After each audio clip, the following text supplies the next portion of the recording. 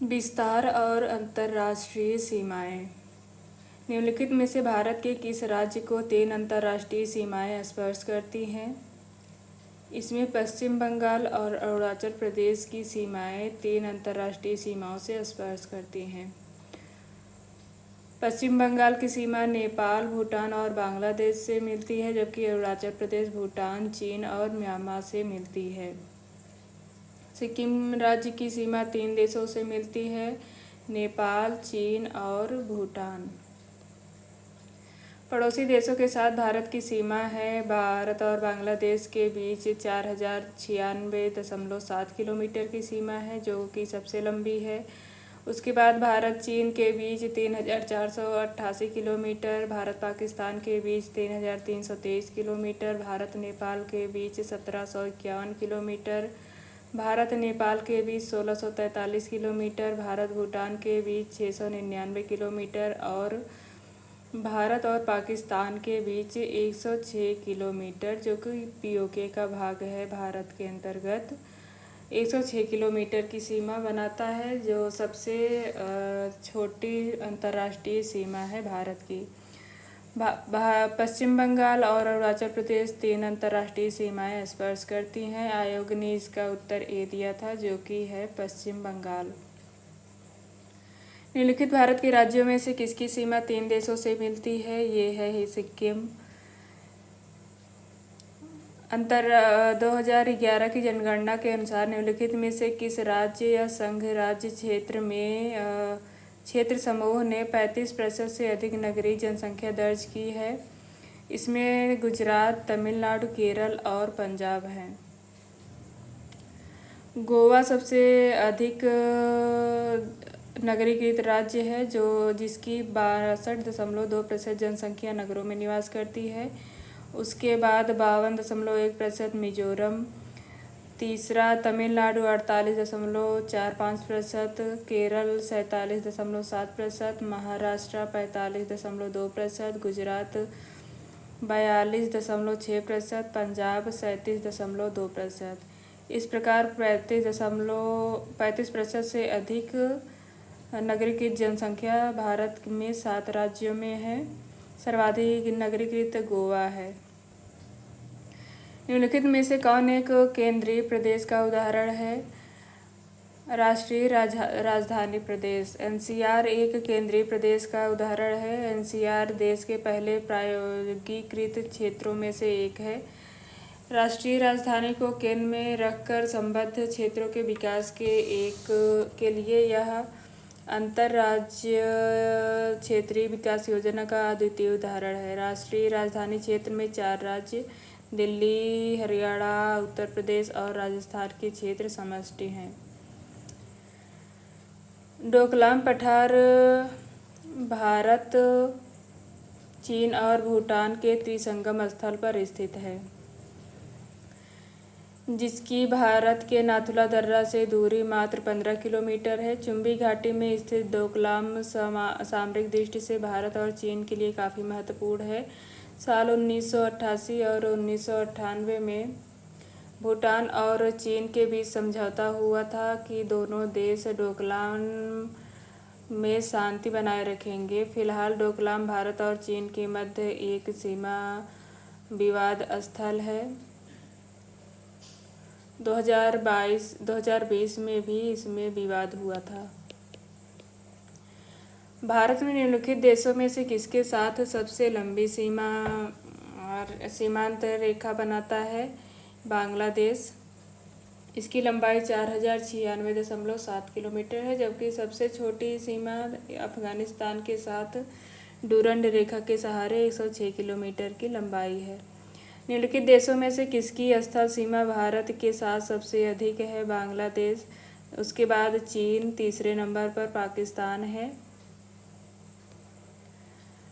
भारत के निम्नलिखित राज्यों में से कौन सा भारत म्यांमार सीमा पर अवस्थित नहीं है? इसमें है त्रिपुरा, अरुणाचल प्रदेश, नागालैंड, मिजोरम और मणिपुर म्यांमार के साथ सीमा बनाते हैं। त्रिपुरा 3 ओर से बांग्लादेश से घिरा हुआ है।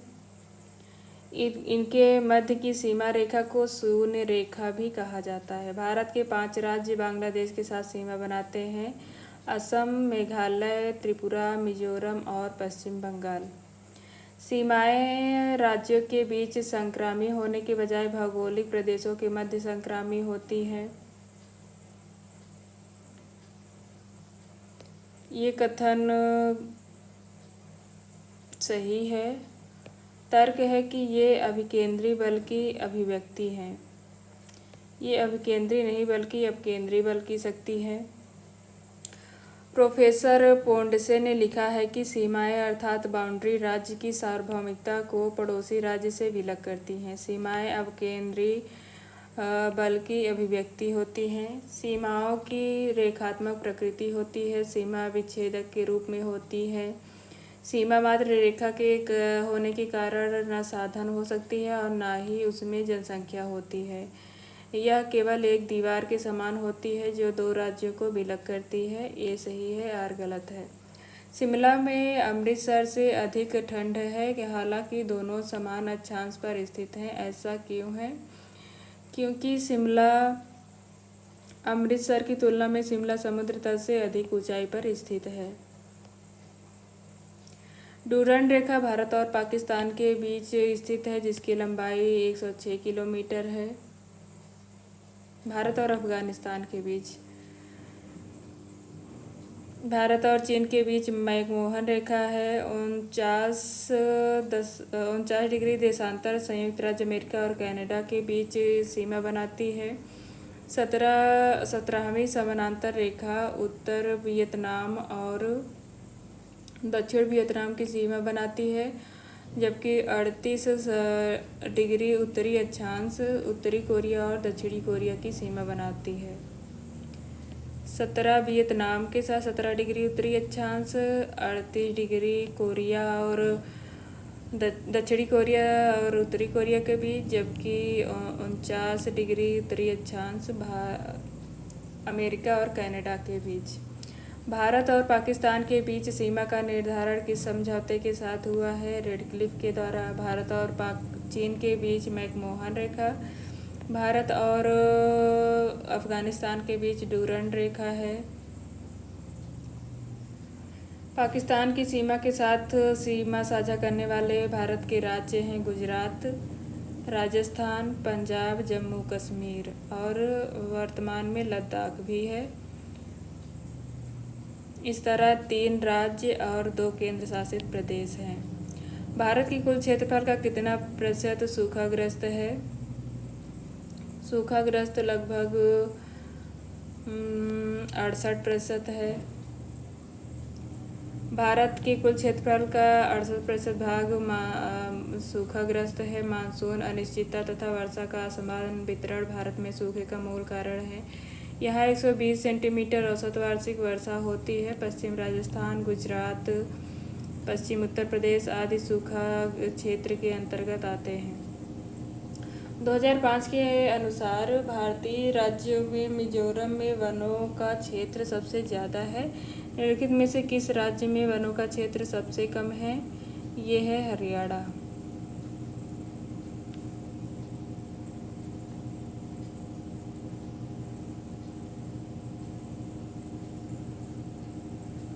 कुल भौगोलिक क्षेत्र में प्रतिशत में सर्वाधिक वन आवरण 5 पूर्वोत्तर राज्य हैं। मिजोरम सबसे ज़्यादा, उसके बाद अरुणाचल प्रदेश, मेघालय तीसरे स्थान पर, मणिपुर और नागालैंड उसके बाद हैं। जियोलॉजिकल सर्वे ऑफ इंडिया के अनुसार भारत का कौन सा राज्य सबसे अधिक बाढ़ग्रस्त है? ये है Uttar Pradesh. Geological survey of India के अनुसार भारत का उत्तर प्रदेश सबसे अधिक बाढ़ग्रस्त है। देश के सर्वाधिक बाढ़ग्रस्त बेसिन में गंगा, जो कि उत्तर प्रदेश, बिहार और पश्चिम बंगाल में स्थित है, ब्रह्मपुत्रा, वैतरणी और सुवर्ण रेखा आदि क्षेत्र आते हैं। निम्न में से भारत में हिमाचल की सबसे ऊंची चोटी कौन सी है? भारत में सबसे ऊंची चोटी है कंचनजंगा, जो कि महान हिमालय में स्थित है। इसकी ऊंचाई है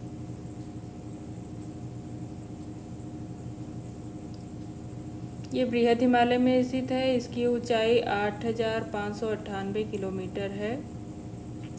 बृहद हिमालय नंगा पर्वत जिसकी ऊंचाई 8,126 किलोमीटर से लेकर नामचा पर्वत जिसकी ऊंचाई 7,756 मीटर है तक फैला हुआ है। इसकी बृहद हिमालय की लंबाई है 2,500 किलोमीटर।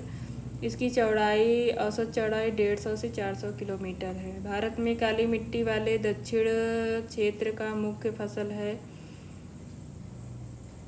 ज्वार।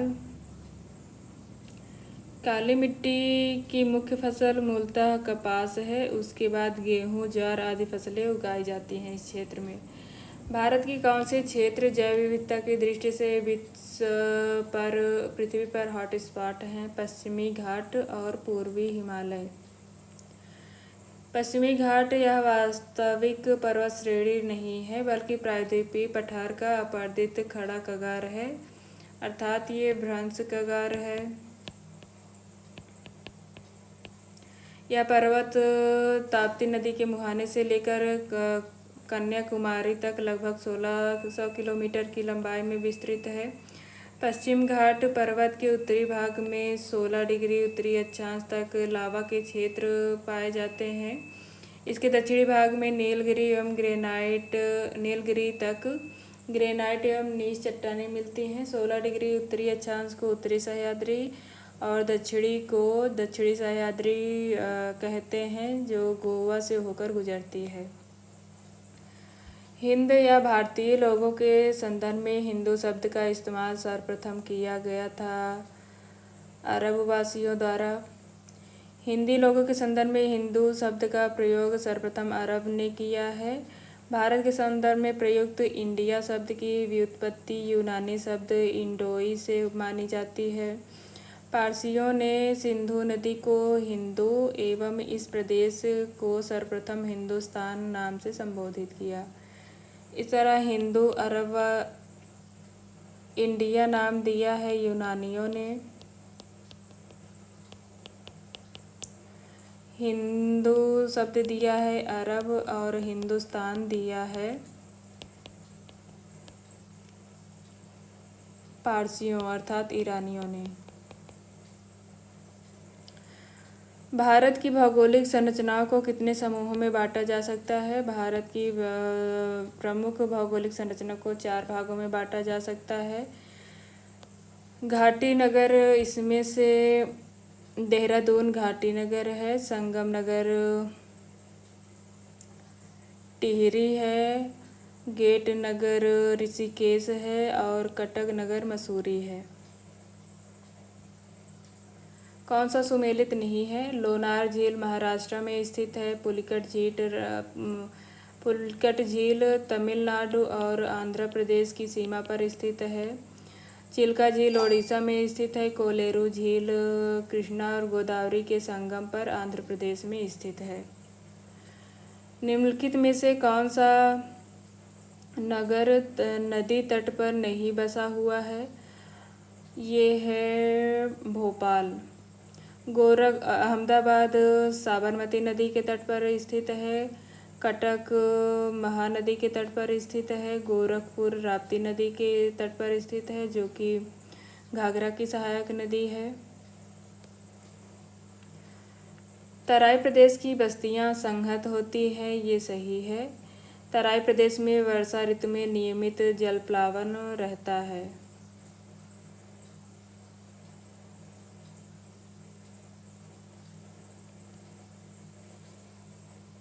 भाबर के दक्षिण में 15 से 30 किलोमीटर की चौड़ाई दलदली पेटी है। यहाँ नदियाँ धरातल पर पुनः प्रकट होती हैं तथा दलदली क्षेत्रों का निर्माण करती हैं। तराई क्षेत्र में वर्षा ऋतु में अनियमित जलप्लावन रहता है। तराई क्षेत्र में अनियमित जलप्लावन रहता है, नियमित नहीं, इसीलिए कारण सही, कथन सही है, कारण गलत है। और यह तराई क्षेत्र में भूमि बाढ़, दलदली भूमि बाढ़ तथा यत्र तत्र वन खंडों के कारण अपेक्षाकृत अधिवास असमान रूप से वितरित हैं। बाढ़ का खतरा एवं नदियों की दलदली धाराएं अधिवास को ऊंचे स्थलों पर अपखंडित रूप में बसने को विवश करती हैं। यही प्रकार एवं प्रतिरूप संपूर्ण तराई क्षेत्र से उत्तरी बिहार तक मिलता है।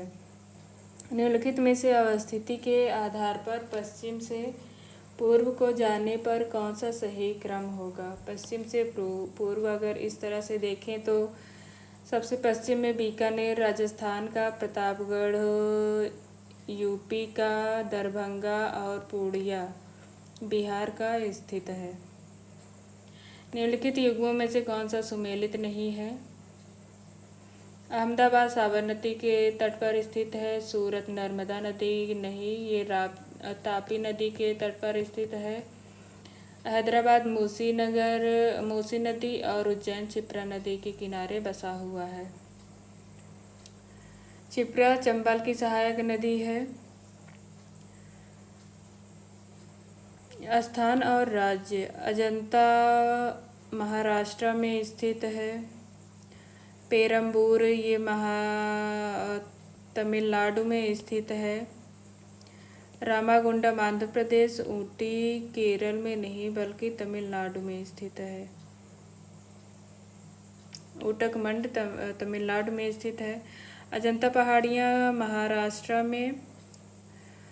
पेरम्बूर रेल कोच निर्माण केंद्र तमिलनाडु में। रामागुंडम ताप विद्युत केंद्र आंध्र प्रदेश में स्थित है। ऊटकमंड पर्वतीय नगर जिसको ऊटी भी कहा जाता है तमिलनाडु में स्थित है। धनुषकोटि के विषय में निम्नलिखित में से कौन सा कथन सही नहीं है।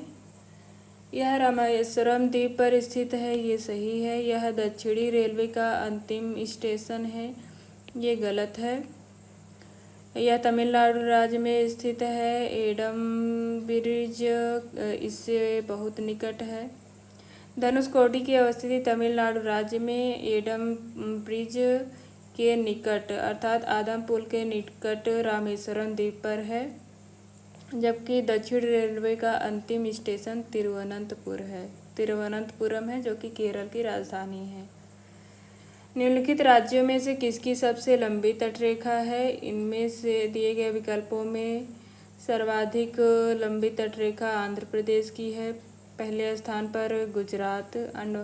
अगर केंद्र शासित प्रदेश को भी देखें तो अंडमान निकोबार द्वीप समूह की सबसे लंबी तटरेखा है। उसके बाद गुजरात, आंध्र प्रदेश, महाराष्ट्र, तमिलनाडु, उसके बाद महाराष्ट्र। केरल 5वें स्थान पर है। निम्नलिखित में से किस केंद्र शासित प्रदेश में मुसलमान बहुलता में है। इसमें है लक्षद्वीप में मुसलमान बहुलता में पाए जाते हैं। लक्षद्वीप केंद्र शासित प्रदेश में मुसलमान बहुमत में है। भारत में मुस्लिम जनसंख्या कुल जनसंख्या का 14.2% है, जबकि हिंदू 79.8%, ईसाई 2.3%, सिख 1.7%, बौद्ध धर्म के अनुयायी 0.7% और जैन 0.4%।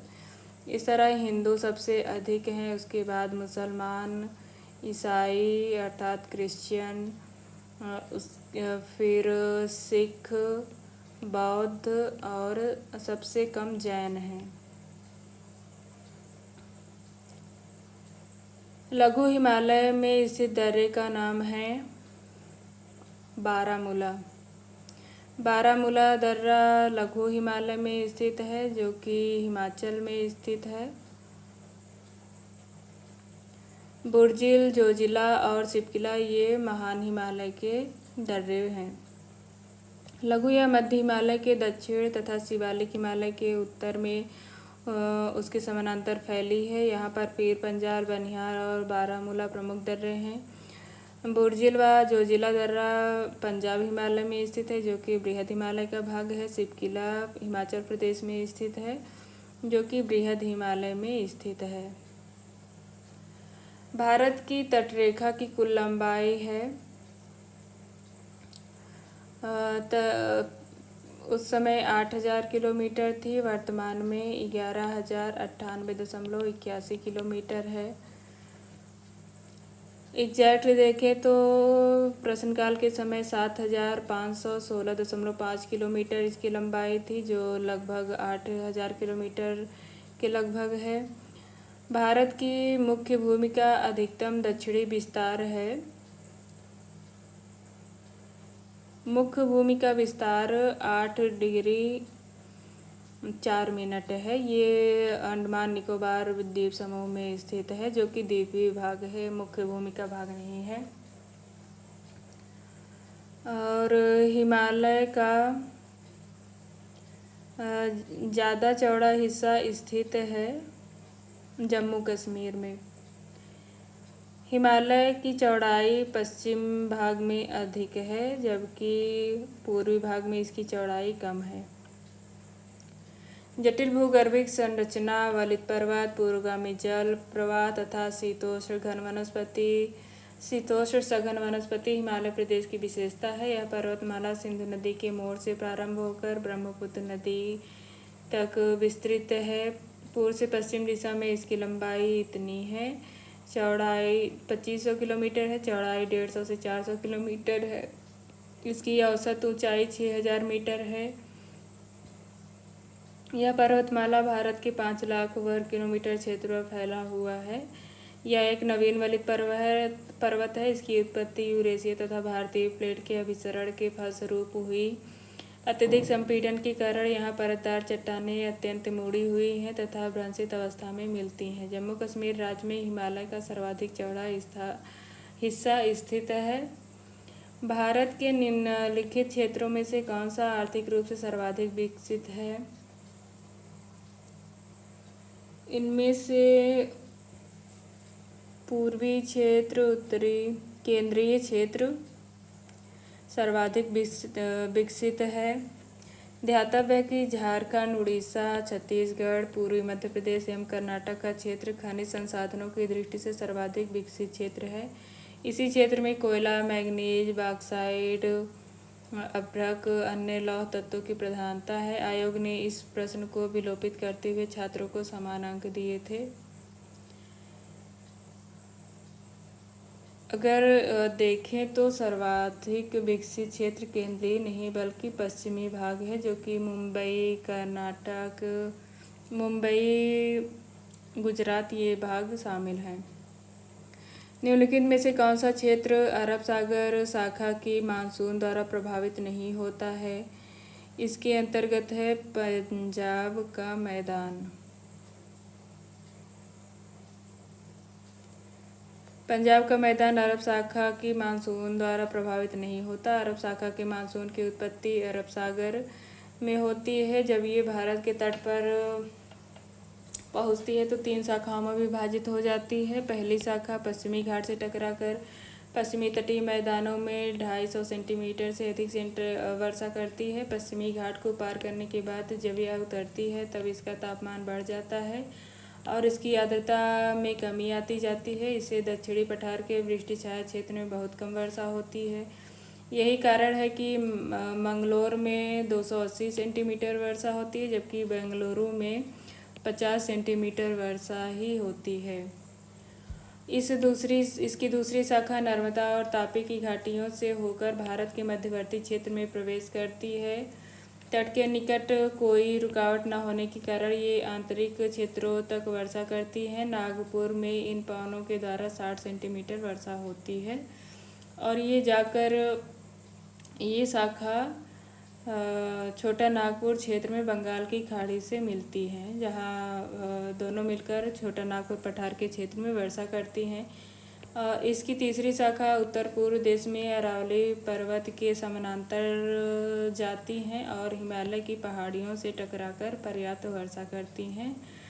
पंजाब में कोई पर्वत न स्थित होने के कारण ये वहाँ से गुजरती तो हैं परंतु वर्षा नहीं करती। भारतीय प्रायद्वीप की केंद्रीय उच्च भूमि बनी हुई है आग्नेय और कायांतरित चट्टानों से। भारतीय प्रायद्वीप में गैस तथा पेट्रोलियम की अधिकता नहीं पाई जाती क्योंकि ये अवसादी चट्टानों में पाए जाते हैं। यद्यपि अवसादी चट्टानों में कोयला अधिक मात्रा में पाया जाता है। 26 जनवरी 2001 में भारत के किस राज्य में एक बड़ा भूकंप आया था? ये है गुजरात के कोयना भुज में।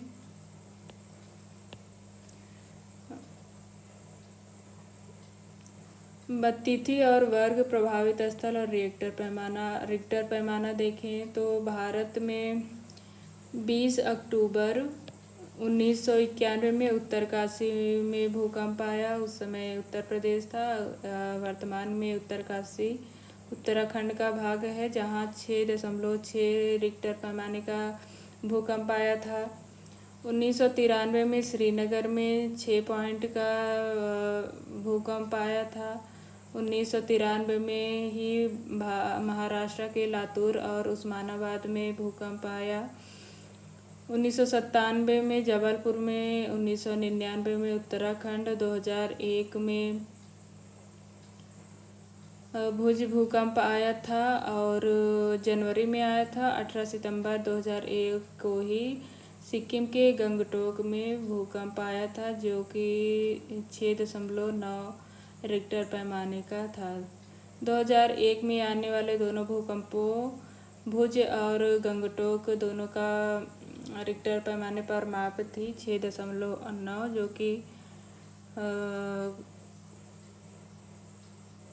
काफ़ी अधिक था। कोयना भूकंप 1967 में आया था।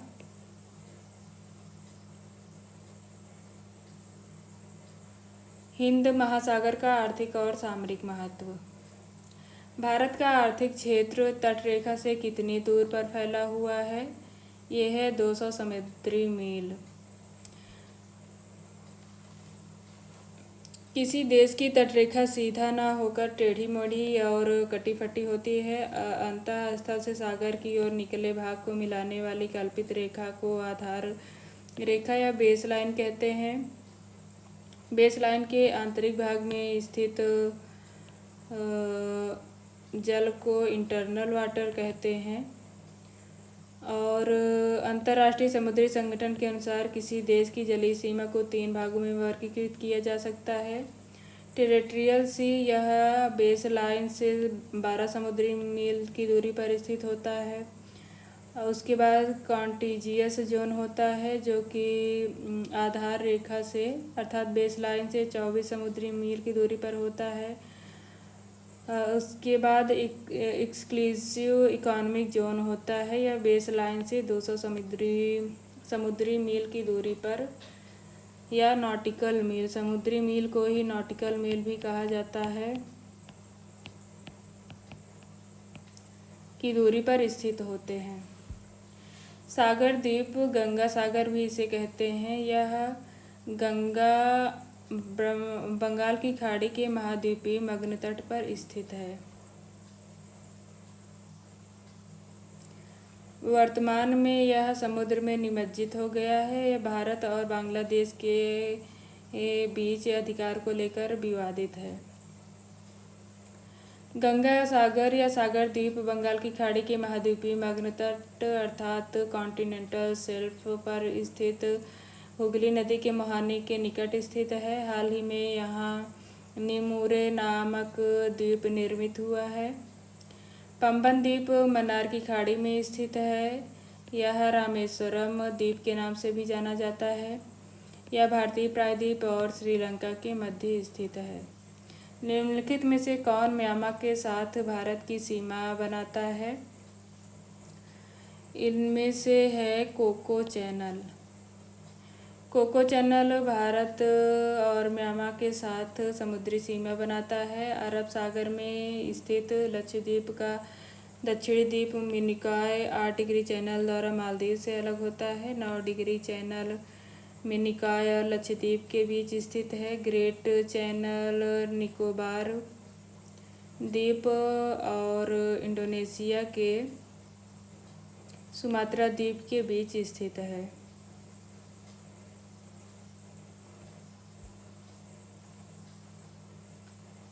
इस तरह 8 डिग्री चैनल मालदीव के साथ और ग्रेट चैनल, अंडमान निकोबार द्वीप समूह और सुमात्रा के साथ है अर्थात इंडोनेशिया, और म्यांमार के साथ कोको चैनल सीमा बनाती है। हिंद महासागर में ग्रीष्म ऋतु में विषुवत-रेखीय विपरीत धारा नहीं पाई जाती है। ये कथन सही है। ग्रीष्म ऋतु में उत्तरी हिंद महासागर में दक्षिणी पश्चिम मानसून धारा प्रभावी रहती है।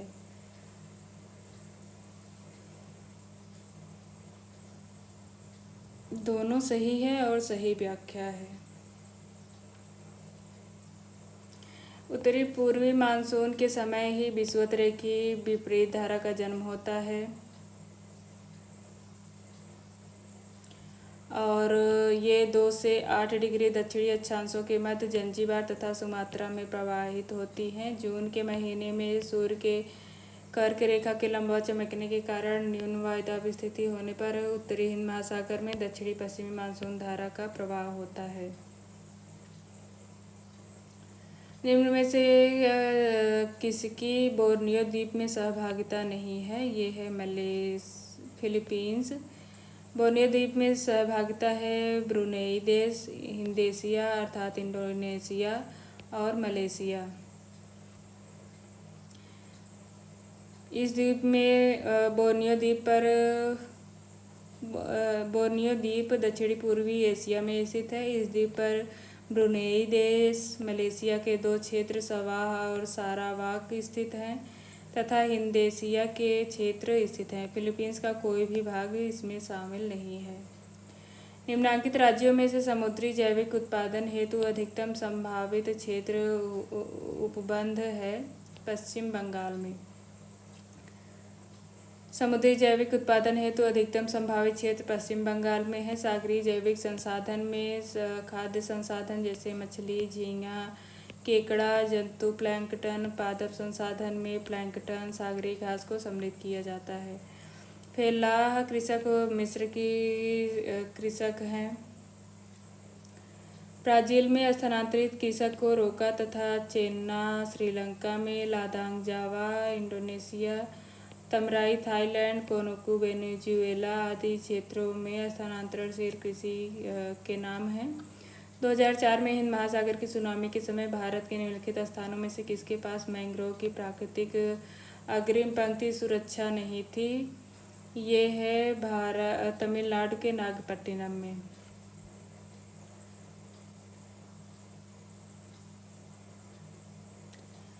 किसी अकेले देश या सरकार के लिए सुनामी जैसी आपदा के लिए निपटना संभव नहीं है। 26 दिसंबर 2004 को सुनामी आने के बाद भारत ने इसके खतरे को कम करने के उपाय पर काम किया और सुनामी की चेतावनी जारी करने का Indian ocean tsunami warning mitigation system अर्थात IOTWMS विकसित किया गया। निम्नलिखित में से किस महासागर में डियागो गार्सिया नाम का द्वीप स्थित है? ये है इंडियन महासागर। डियागो गार्सिया भारत हिंद महासागर में स्थित है। पुर्तगाली खोजकर्ता डियागो गार्सिया ने इस द्वीप की खोज 1500 ईस्वी में की थी। इन्हीं के नाम पर इस द्वीप का नाम डियागो गार्सिया किया गया और 1814 से 1965 के बीच यह मॉरिशस का क्षेत्र था। बाद में यह ब्रिटेन के अधिकार क्षेत्र में आ गया, जिसे 1976 में उसने संयुक्त राज्य अमेरिका को पट्टे पर दे दिया। शीत युद्ध के समय संयुक्त राज्य अमेरिका और ब्रिटेन ने यहाँ वायुसेना का ईंधन आपूर्ति केंद्र बनाया था।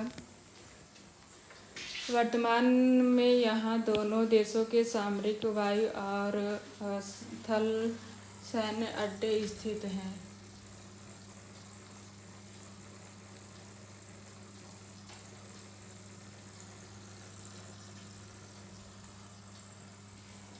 हिंद महासागर में सबसे बड़ा द्वीप है मेडागास्कर द्वीप।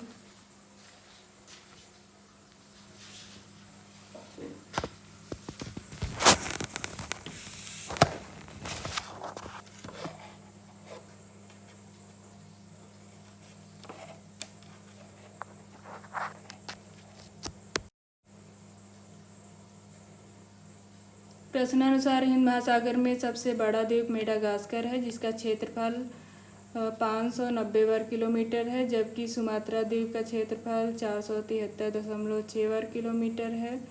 लक्षद्वीप का क्षेत्रफल 32 वर्ग किलोमीटर है। हिंद महासागर में बोर्नियो द्वीप का क्षेत्रफल सबसे अधिक है। इस प्रकार तीनों देशों का भाग, जिसमें ब्रुनेई, बोर्नियो और मलेशिया है। पंजाब, हरियाणा, उत्तर प्रदेश भारत में गेहूं उत्पादन के आदर्श राज्य हैं, ये सही है। इन राज्यों में सुअपवाहित उर्वर भूमि, बुआई के समय 10 से 15 डिग्री सेंटीग्रेड तापमान और लगभग 75 सेंटीमीटर वर्षा जैसी भौगोलिक दशाएं मिलती हैं। दोनों सही है और सही व्याख्या है।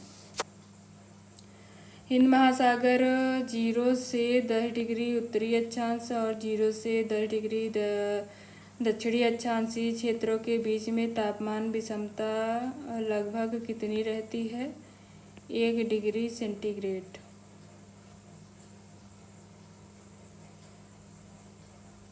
अर्थात विषुवत रेखा से 10 डिग्री नॉर्थ, 10 डिग्री साउथ में हिंद महासागर में 1 डिग्री सेंटीग्रेड तापांतर पाया जाता है। और हिंद महासागर की धाराएं हैं मोजाम्बिक धारा, मेडागास्कर धारा, अगुलहास धारा और सोमाली धारा। हिंद महासागर कई महाशक्तियों का सैन्य अड्डा बना हुआ है, सही कथन है। हिंद महासागर और निकटवर्ती देशों में काफ़ी भौगोलिक राजनीतिक लाभ हैं, दोनों सही है और सही व्याख्या है। हिंद महासागर में पश्चिमी देशों ने अपना सैन्य अड्डा स्थापित किया है, जिससे उन देशों को हिंद महासागर के सागरीय संसाधनों का लाभ भी प्राप्त हो सकेगा और साथ ही साथ सैन्य अड्डा स्थापित करने वाले देश हिंद महासागर में राजनैतिक दबाव भी बना सकेंगे, जिससे उन्हें राजनीतिक लाभ भी मिलेगा। धरातलीय स्वरूप और अपवाह। पर्वतीय दर्रा और राज्य केंद्र शासित प्रदेश। माना उत्तराखंड में स्थित है, नाथुला सिक्किम में स्थित है, जोजिला जम्मू कश्मीर में, वर्तमान में लद्दाख में, और शिवकिला दर्रा हिमाचल प्रदेश में स्थित है। उत्तराखंड में मंदाकिनी नदी को निम्नलिखित में से किस और नाम से जाना जाता है? इसको काली गंगा के नाम से भी जाना जाता है। यह नदी रुद्रप्रयाग में अलकनंदा से मिलती है और अलकनंदा नदी प्रवाहित होते हुए भागीरथी से देवप्रयाग में मिलती है, तत्पश्चात गंगा के नाम से प्रवाहित होती है।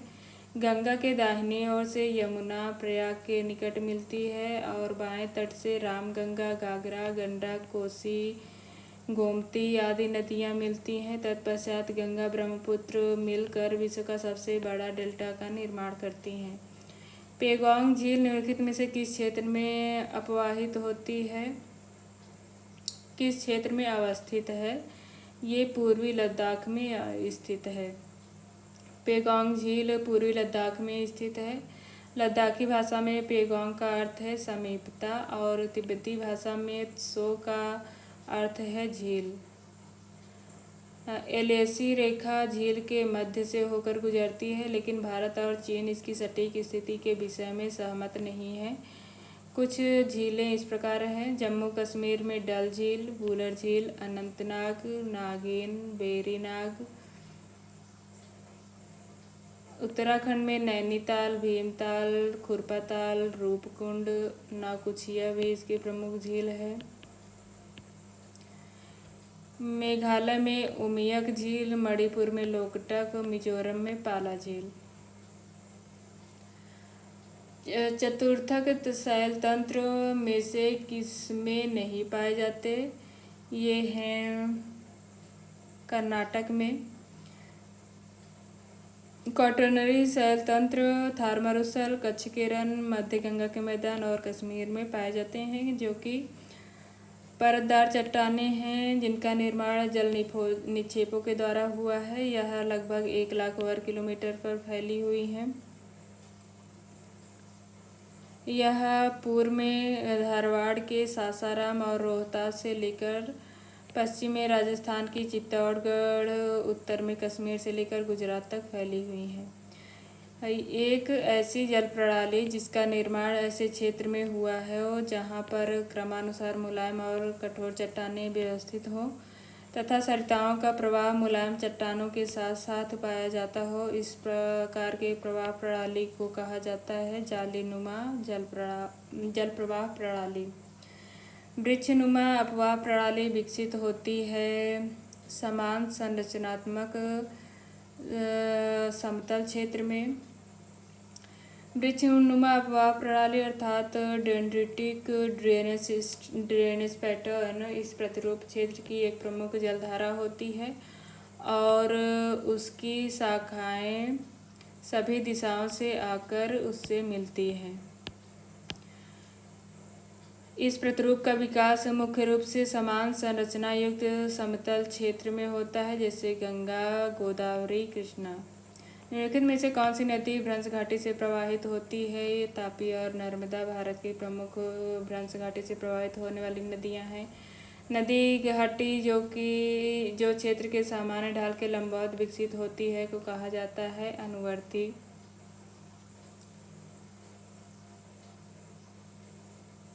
जो समान ढाल का अनुसरण करती है घाटी उसको अनुवर्ती कहा जाता है। जो ढाल के विपरीत प्रवाहित होती हैं वो है परवर्ती। ये सरिताएं क्षेत्रीय धरातल के प्रारंभिक ढाल के अनुरूप प्रवाहित होती हैं। दूसरे शब्दों में अनुवर्ती नदियां प्रादेशिक ढाल का अनुसरण करती हैं। अपवाह तंत्र जो उस क्षेत्र जहाँ की वो पाया जाता है वे ढांचे से संबंधित नहीं है क्या कहलाता है?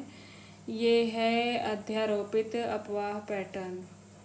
अपवाह प्रतिरूप को जो इसके प्रवाहित होने की मूल संरचना द्वारा नियंत्रित नहीं होती है ये है अक्रमवर्ती।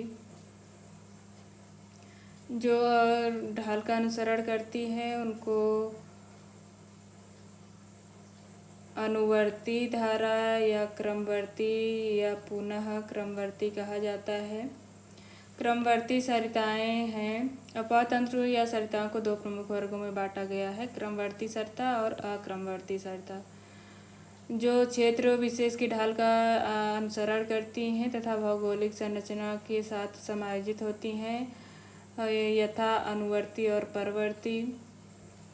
अक्रमवर्ती जो प्रादेशिक ढाल का अनुसरण नहीं करती, भौगोलिक संरचना के प्रतिकूल प्रभावित होती हैं, ये पूर्ववर्ती और पूर्वारोपित या अध्यारोपित होती कहलाती हैं। जो घाटियाँ प्रारंभिक अनुवर्ती अपवाह की दिशा में ही प्रवाहित होती हैं किंतु निम्नतर स्थलाकृतिक स्तरों पर होती हैं और नूतन आधार स्तरों के संदर्भ में विकसित हुई हैं, वे हैं नवनानुवर्ती। प्रत्यानुवर्ती प्रधान अनुवर्ती सरिता की प्रवाह दिशा के विपरीत, अर्थात यदि मुख्य धारा इस तरह से बह रही है और ये इस तरह से जाके मिलती है, दिशा में प्रवाहित होने वाली सरिता को प्रत्यानुवर्ती कहा जाता है। परवर्ती अनुवर्ती सरिताओं के बाद उत्पन्न अपनतियों या कटकों के अक्षों का अनुसरण करने वाली परवर्ती सरिता कहते हैं। देहरादून घाटी में गंगा और यमुना नदियां प्रमुख अनुवर्ती, जबकि यमुना की सहायक आसन नदी तथा गंगा की सहायक सांग नदी परवर्ती नदियों के उदाहरण हैं। अक्रमवर्ती जो नदियां प्रादेशिक ढाल के अनुरूप न होकर प्रतिकूल दिशा और भौगोलिक संरचना के आर पार प्रवाहित होती हैं। जब कोई नदी मूल नदी की सहायक नदी में गिरती है और मूल नदी के समानांतर किंतु विपरीत होती है तो इसको प्रत्यानुवर्ती धारा कहते हैं। प्रत्यानुवर्ती अर्थात ऑब्सीक्वेंट धारा सरिता कहा जाता है। वास्तव में प्रत्यानुवर्ती भी अनुवर्ती सरिता ही होती है क्योंकि वह भी ढाल के अनुरूप ही प्रवाहित होती है। परवर्ती अपवाह सामान्यतः होती हैं अनुवर्ती के विपरीत। ऐसी नदी घाटियों को जिनके मार्गों का नियंत्रण ऐसे कारकों द्वारा होता है जिन्हें निर्धारित नहीं किया जा सकता, ये आक्रमवर्ती कहलाती हैं। हिमालय क्षेत्र में प्रवाहित होने वाली नदियाँ निम्नलिखित में से किस प्रकार की प्रवाह प्रणाली को प्रस्तुत करती हैं? हिमालय की पूर्ववर्ती हैं, इनमें से सिंधु, सतलज, ब्रह्मपुत्रा, गंगा आदि नदियाँ इसमें शामिल हैं।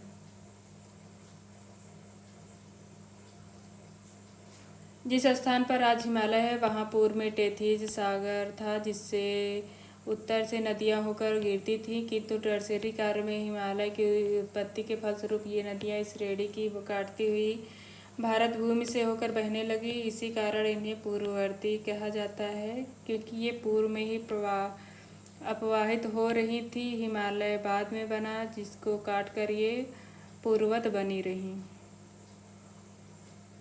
निम्नलिखित में से कौन सी नदी अनुवर्ती अर्थात कॉन्सिक्वेंट की विपरीत दिशा में प्रवाहित होती है? ये है प्रत्यानुवर्ती ऑब्सीक्वेंट।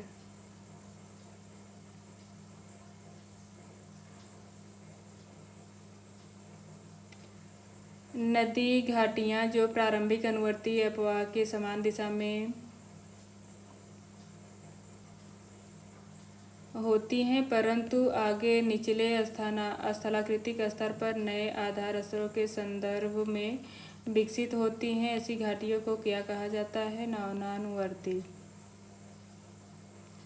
जो घाटियाँ प्रारंभिक अनुवर्ती अपवाह की समान दिशा में प्रवाहित होती हैं, परंतु आगे निचले स्थलाकृतिक स्तर पर नए आधार स्तरों के संदर्भ में विकसित होते हैं, ऐसे घाटियों को नवनानुवर्ती कहा जाता है। अपवाह तंत्र का संदर्भ सरिताओं की उत्पत्ति तथा उसके समय के साथ विकास से होता है, जबकि अपवाह प्रतिरूप का संदर्भ क्षेत्र विशेष की सरिताओं के ज्यामितीय रूप तथा स्थानिक व्यवस्था से होता है। अपवाह तंत्र सरिताओं को दो प्रमुख वर्गों में विभाजित किया जा सकता है, क्रमवर्ती और अक्रमवर्ती।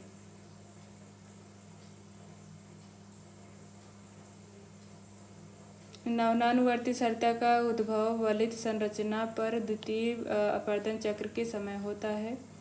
निम्नलिखित में से कौन प्रायद्वीपीय भारत के पूर्वी पठार भू-आकृतिक प्रदेश का भाग है?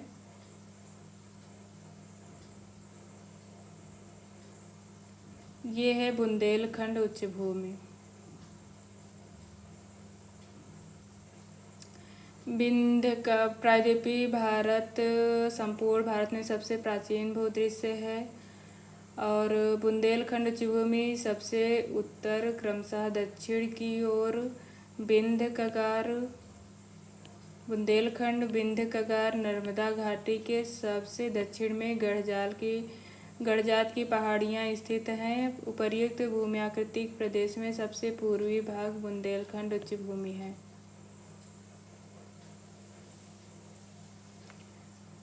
पठार और रांची पठार झारखंड में स्थित है, बस्तर छत्तीसगढ़ में, शिलांग मेघालय में और भांडेर पठार मध्य प्रदेश में स्थित है। निम्नलिखित में से कौन सी नदी भ्रंश घाटी से होकर प्रवाहित होती है?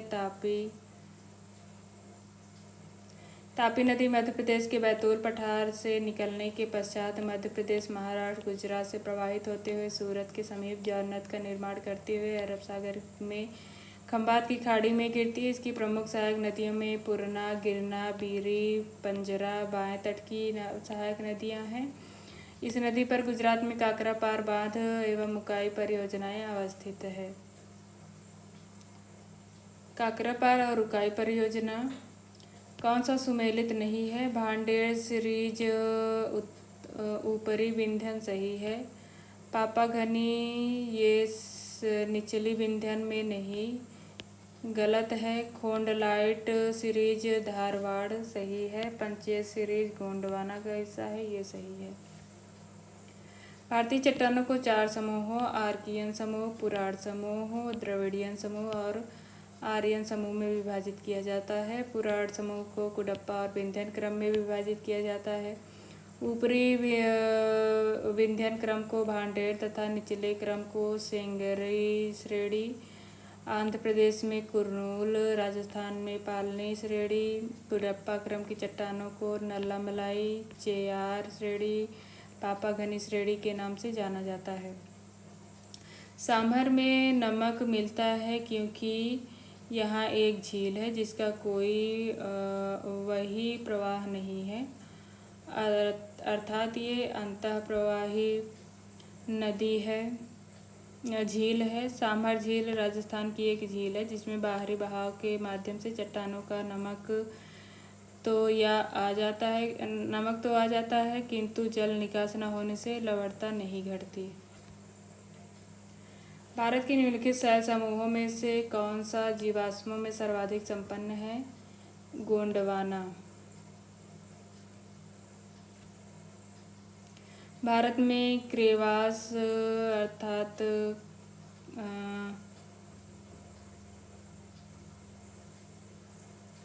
करेवा जिसे कहते हैं किस काल के धरोहर हैं?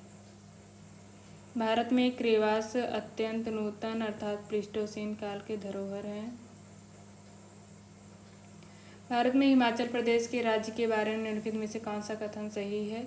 जल विद्युत उत्पादन की बहुत संभावनाएं हैं, ये कथन सही है। उच्च साक्षरता दर है, ये भी कथन सही है।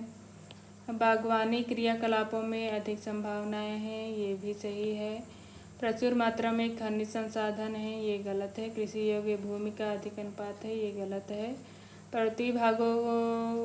प्रतिभाग होने के कारण यहाँ कृषि योग्य भूमि कम है और खनिज संसाधन भी कम है।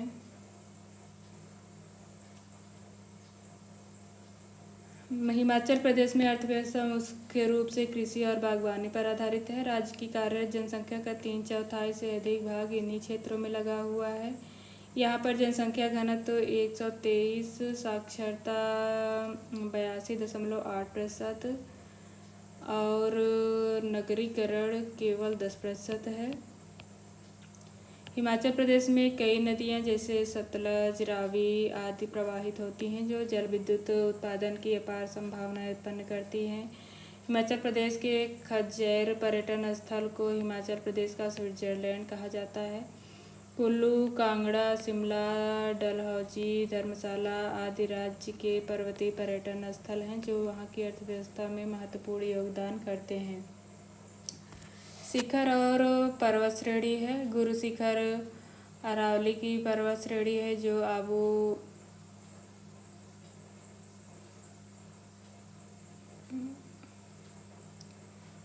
अरावली में स्थित है। दोदा बेटा नीलगिरी में स्थित है। अरमाकोंडा पूर्वी घाट में स्थित है और धूपगढ़ सतपुड़ा की सर्वोच्च चोटी है। प्रवाह के संदर्भ में नदी तंत्र का आशय है जल के मौसमी प्रवाह का प्रतिरूप और जलवायु संबंधी स्थितियों के कारण नदी के तंत्रों में अंतर होता है, ये भी सही है। नदी तंत्र क्यूमेक्स द्वारा गणितीय रूप में दर्शाई जाती है, ये प्रवाह तंत्र नहीं है। नर्मदा और झेलम का नदी तंत्र एक समान है, ये गलत है। नदी तंत्र जल के मौसमी प्रवाह का प्रतिरूप है तथा जलवायु संबंधी स्थितियों के कारण नदी तंत्रों में अंतर होता है। जल संभर क्षेत्र के आकार के आधार पर भारतीय अपवाह श्रेणियों को 3 वर्गों में रखा गया है। मुख्य नदी द्रोणी जिसका अपवाह क्षेत्र 20,000 वर्ग किलोमीटर से अधिक होता है। इसमें 14 नदी द्रोणियाँ शामिल हैं। इसमें गंगा, ब्रह्मपुत्र, कृष्णा, तापी, नर्मदा, माही, पेन्नार, साबरमती, बराक, गोदावरी, कावेरी आदि नदियाँ शामिल हैं। मध्यम श्रेणी में जिनका अपवाह क्षेत्र 2,000 से 20,000 वर्ग किलोमीटर है, इसमें 44 नदी द्रोणियाँ शामिल हैं जिसमें कालिंदी, पेरियार, मेघना आदि हैं। लघु नदी श्रेणी जिनका अपवाह क्षेत्र 2,000 वर्ग किलोमीटर से कम होता है, इसमें निम्न वर्षा के क्षेत्र में बहने वाली बहुत सी छोटी नदियाँ शामिल हैं। निम्नलिखित में से कौन सा जलप्रपात नर्मदा नदी से संबंधित है? ये है मंदार, दर्दी और सहस्रधारा। मंदार, दर्दी और सहस्रधारा ये नर्मदा तापी से संबंधित जलप्रपात हैं।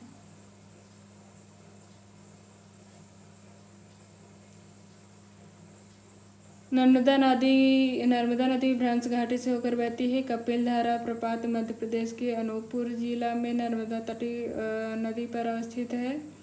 सुप्रसिद्ध जलप्रपात है और भारत के प्रमुख जलप्रपात हैं।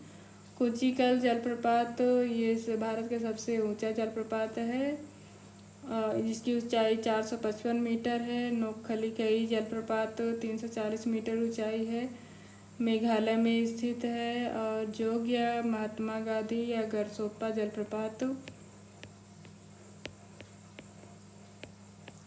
शरावती नदी पर स्थित है। पंजाब के दोआब के बारे में निम्नलिखित में से कौन सा कथन सही है? ब्यास और सतलज के बीच जालंधर दोआब स्थित है। ये सही है। ब्यास और रावी के बीच बारी दोआब स्थित है, ये भी सही है।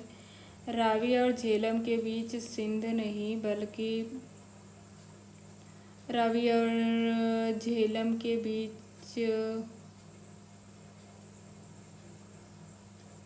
ब्यास और रावी के बीच चाज दोआब, ये भी गलत है। ब्यास और सतलज के बीच जालंधर दोआब, ब्यास और रावी के बीच बारी दोआब।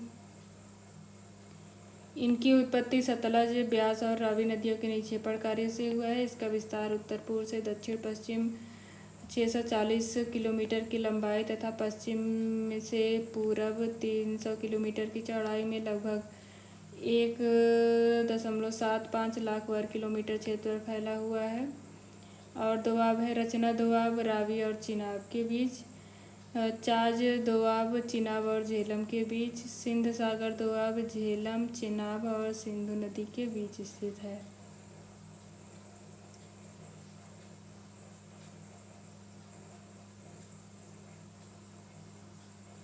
निम्नलिखित में से कौन सा युग्म सुमेलित नहीं है?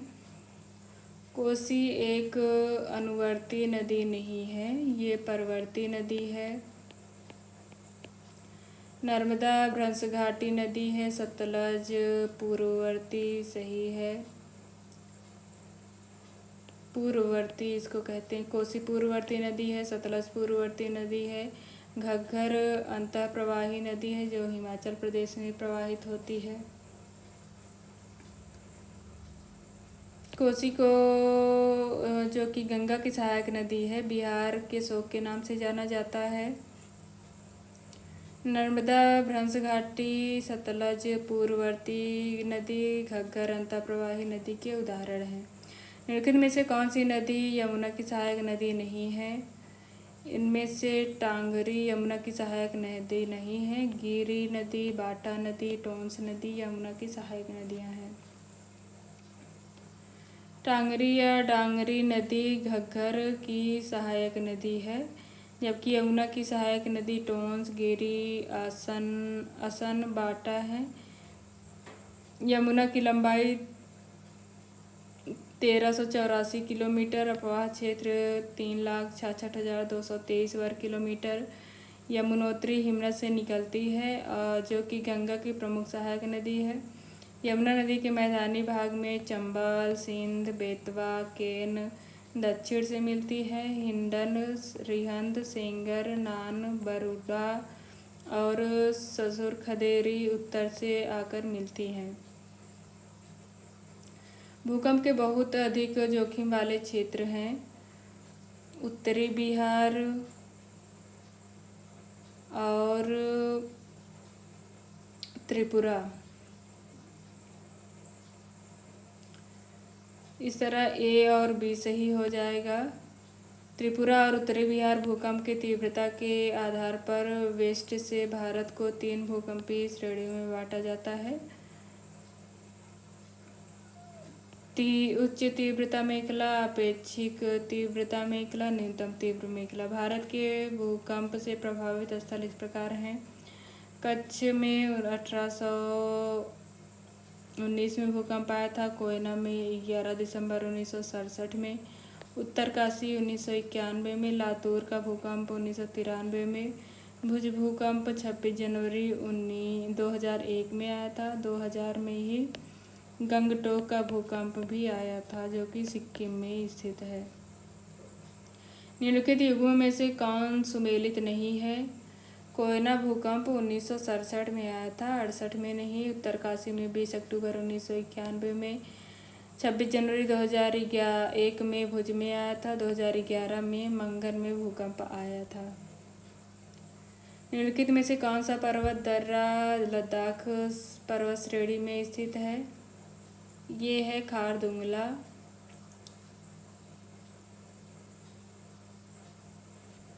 बनिहाल खारदुंगला भारत के लद्दाख केंद्र शासित प्रदेश के लद्दाख श्रेणी में स्थित है। यह दर्रा लेह के उत्तर में स्थित है, जो श्योक घाटी को नुब्रा घाटी से जोड़ती है। बनिहाल दर्रा यह दर्रा भारत के जम्मू कश्मीर केंद्र शासित प्रदेश में स्थित है, जो पीर पंजाल श्रेणी में है। यह दर्रा हिमालय के ऊंचे क्षेत्र में स्थित है, जिस कारण इससे होकर जाने वाला मार्ग शीत ऋतु में बर्फ से जमकर बंद हो जाता है। इस समस्या से बचने के लिए सन 1956 में तत्कालीन प्रधानमंत्री जवाहरलाल नेहरू द्वारा उसी स्थान पर उससे कम ऊंचाई पर पीर पंजाल श्रेणी को काटकर एक सुरंग का निर्माण किया, जिसका नाम जवाहर टनल रखा गया। जेलेपला दर्रा यह दर्रा भारत के सिक्किम राज्य में महान हिमाचल श्रेणी में स्थित है। यह दर्रा भारत और तिब्बत में स्थित यह दर्रा तिब्बत अर्थात चीन में स्थित चुंबी घाटी को भारत से जोड़ता है, जिससे दोनों देशों के मध्य व्यापार होता है। झील और भारत में अवस्थिति साला झील ये अरुणाचल प्रदेश में,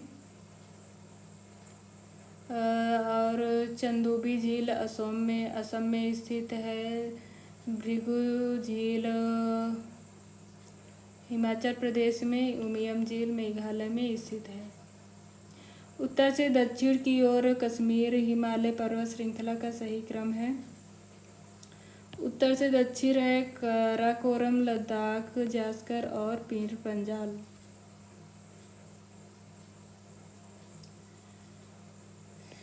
अवस्थित जलप्रपात और अवस्थिति को मिलाना है। दूध सागर गोवा में मांडवी नदी पर स्थित है।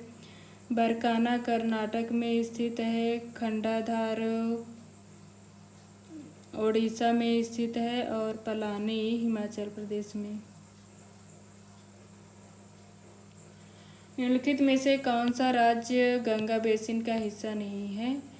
इसमें से सिक्किम गंगा का हिस्सा नहीं है। हिमाचल प्रदेश, छत्तीसगढ़, झारखंड ये गंगा बेसिन के हिस्से हैं।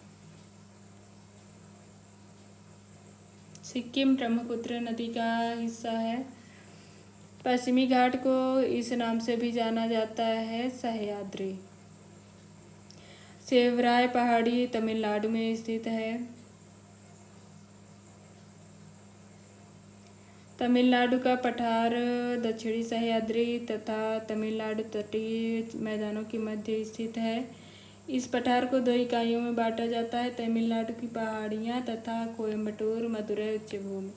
पहाड़ियों के अंतर्गत जवादी, सेवराय, कलरायन, पंचमलाई पहाड़ियाँ सम्मिलित हैं। उच्च भूमि क्षेत्र में वैगाई तथा ताम्रपर्णी नदियों के बेसिन महत्वपूर्ण हैं।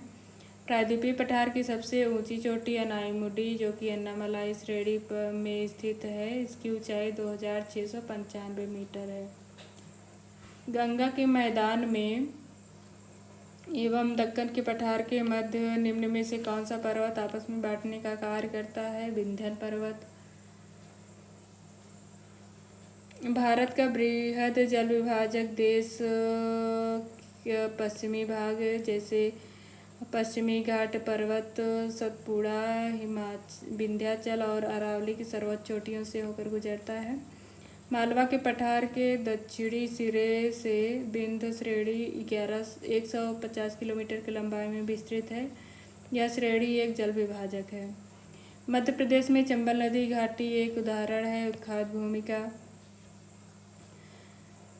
चंबल नदी मध्य प्रदेश के मालवा पठार में महू के निकट से निकलती है और उत्तरमुखी होकर महाखंड से बहती हुई राजस्थान में कोटा में प्रवेश करती है। जहाँ इस पर गांधी सागर बांध बनाया गया है। कोटा से यह बूंदी, सवाई माधोपुर, धौलापुर होती हुई यमुना में मिल जाती है। चंबल अपनी उत्खाद भूमि वाली भू आकृति के लिए प्रसिद्ध है। इसे चंबल में खड्ड कहा जाता है।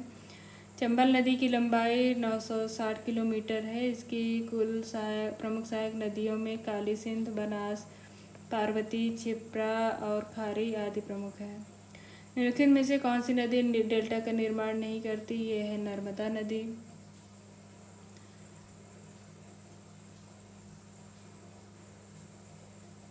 नर्मदा नदी की लंबाई 1312 किलोमीटर है। यह अमरकंटक पठार के पार्श्वी ढाल से 157 मीटर की ऊंचाई से निकलती है।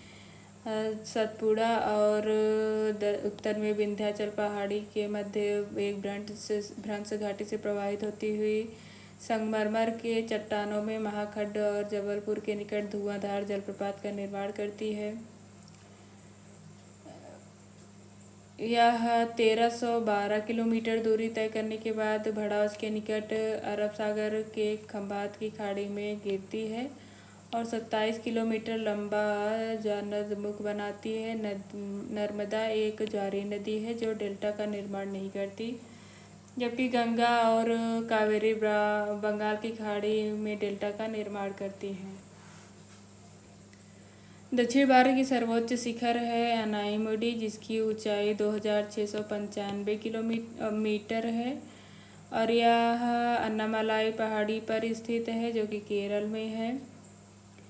दक्षिण भारत की दूसरी सबसे ऊंची चोटी दोदा बेट्टा है, जिसकी ऊंचाई 2637 मीटर है। नीलगिरी पहाड़ी पर स्थित है, तमिलनाडु में। निम्न में हिमालय के किस भाग में हम करेवा निर्माण को पाते हैं? ये है कश्मीर हिमालय में। गारो राजमहल विदर का निर्माण अधभ्रंश से हुआ है। डाउन फॉल्टिंग के द्वारा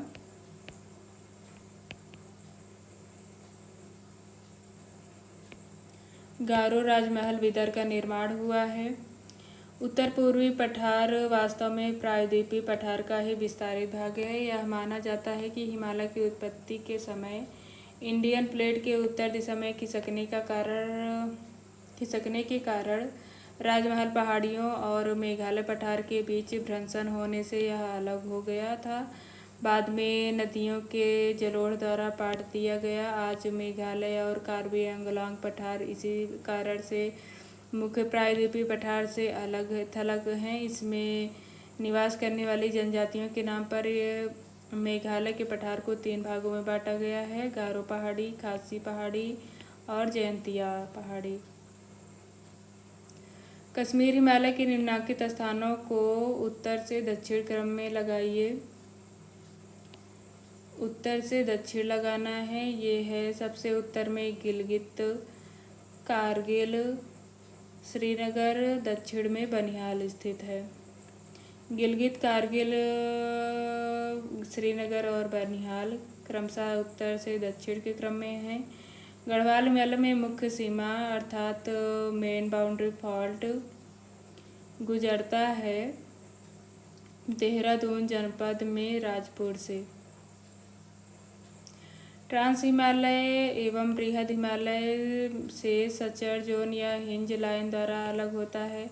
बृहद हिमालय मध्य हिमालय से मेन सेंट्रल थ्रस्ट द्वारा, मध्य हिमालय शिवालिक से मेन बाउंड्री फॉल्ट या मेन बाउंड्री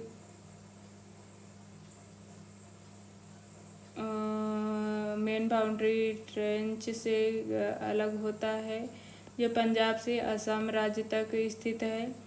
शिवालिक उत्तर भारत के मैदान से हिमालयन फ्रंट फॉल्ट द्वारा अलग होता है। हिमालय में मुख्य सीमांत क्षेप पृथक करता है लघु हिमालय को शिवालिक से।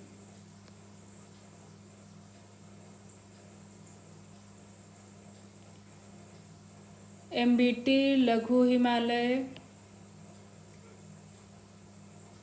Middle Himalaya MBT middle Himalaya और शिवालिक के बीच स्थित है। लंबाई के अनुसार निम्नलिखित नदियों का सही अवरोही क्रम है। सर्वाधिक दिए गए नदियों में सर्वाधिक लंबाई गोदावरी की है, जिसकी लंबाई 1465 किलोमीटर है। उसके बाद कृष्णा नदी की 1400 किलोमीटर लंबाई है। यमुना की लंबाई 1314 किलोमीटर है। कावेरी 800 किलोमीटर। 1465 किलोमीटर लंबाई गोदावरी की है। इसका उद्गम नासिक महाराष्ट्र में स्थित त्र्यंबक पहाड़ियों से होता है। इसको बूढ़ी गंगा और दक्षिण की गंगा के नाम से भी जाना जाता है। इसकी प्रमुख सहायक नदियों में प्राणहिता, पूर्णा, प्रवरा, वेनगंगा, पेनगंगा, मंजरा, इंद्रावती, वर्धा है। यमुना गंगा की सहायक नदी है। इसकी लंबाई 1384 किलोमीटर है। इसका उद्गम यमुनोत्री हिमानी से होता है। यह गंगा से उत्तर प्रदेश में प्रयागराज में मिलती है। कृष्णा यह प्रायद्वीपीय भारत की दूसरी सबसे बड़ी नदी है। इसकी लंबाई 1401 किलोमीटर है। कावेरी नदी को दक्षिण भारत की गंगा कहा जाता है। इसकी अपवाह क्षेत्र को दक्षिण भारत का चावल का कटोरा कहा जाता है। इसकी लंबाई 800 किलोमीटर है। निम्न में से भारत में कौन सी पर्वत श्रृंखला नवीनतम है? शिवालिक इनमें से नवीनतम है। शिवालिक हिमालय नवीनतम पर्वत श्रृंखला है। इसका निर्माण मध्य मायासीन से प्लीस्टोसीन काल के मध्य हुआ है। इसको बाह्य हिमालय या उप हिमालय भी कहा जाता है। यह पंजाब में पोतावर बेसिन से पूर्व में कोसी नदी तक विस्तृत है। निर्माण के युग के आधार पर हिमालय की श्रेणियां हैं। सबसे पुरानी काराकोरम, उसके बाद हिमालय, महान हिमालय, मध्य हिमालय और बाह्य हिमालय है। यह शिवालिक है।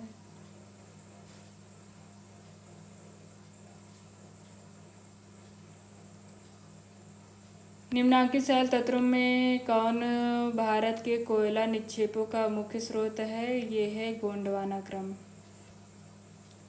यहाँ भारत का 90% से अधिक कोयला पाया जाता है। इसका निर्माण ऊपरी कार्बोनिफेरस युग से जुरासिक युग के बीच हुआ है। ये परतदार चट्टान है। इसमें मछलियाँ और रेंगने वाले जीवों के अवशेष पाए जाते हैं। निम्नलिखित में से कौन सा एक भारत का सर्वाधिक प्राचीन पर्वत है? अरावली पर्वत। यह प्रीकैम्ब्रियन युगीन कार्जाइट, नीस और शिष्ट शैलों से बना हुआ है और यह भारत का ही नहीं अपितु विश्व के प्राचीन पर्वत श्रेणियों में से एक है। इस पर्वत श्रेणी का सर्वोच्च शिखर गुरु शिखर 1722 मीटर की ऊंचाई पर स्थित है, जो माउंट आबू पहाड़ियों पर स्थित है। यह अत्यधिक अपरदन के कारण वर्तमान समय में अवशिष्ट पहाड़ियों के रूप में बची है। गोंडवाना काल की चट्टानें किस नदी घाटी में पाई जाती हैं? ये है महानदी घाटी में पाई जाती हैं। गोंडवाना क्रम की चट्टानें कोयले के उत्पादन के लिए प्रसिद्ध हैं। इन चट्टानों का निर्माण घाटियों में नदियों द्वारा एकत्र किए जाने वाले पदार्थों से हुआ है। इसका विस्तार दामोदर घाटी, महानदी घाटी, गोदावरी घाटी, राजमहल, सतपुड़ा, महादेव पर्वतीय प्रदेशों में मिलता है। प्रायद्वीपीय भारत का सर्वोच्च बिंदु है अनाईमुदी।